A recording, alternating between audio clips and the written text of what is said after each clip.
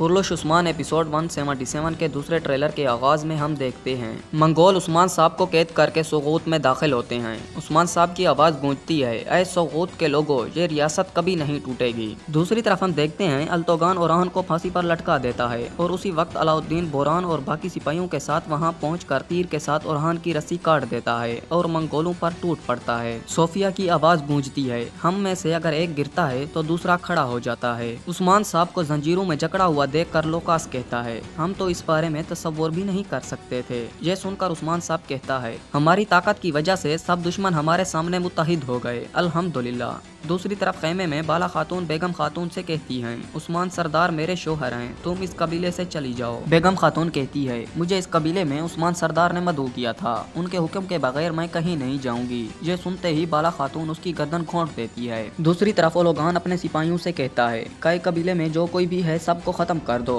उसके बाद हम देखते हैं कि मंगोलों ने कई कबीले पर क़यामत बर्पा की होती है। हर तरफ लाशें ही लाशें होती हैं। खवातीन भी मंगोलों पर हमला आवर होती हैं। इसी लम्हे एक मंगोल फातिमा खातून पर पीछे से हमला करने लगता है तो हलीमा उसे तीर मारकर खत्म कर देती है। उसके बाद हम देखते हैं कि कई कबीले में हर तरफ लाशें ही लाशें होती हैं। उस्मान साहब गुस्से से कहते हैं, इन लोगों ने तुम्हारे साथ ये क्या किया, ये क्या किया।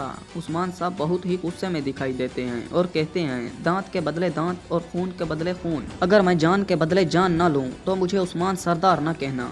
इसके साथ ही ट्रेलर का इख्तिताम होता है। कैसा लगा आपको ये ट्रेलर, कमेंट करके ज़रूर बताइएगा।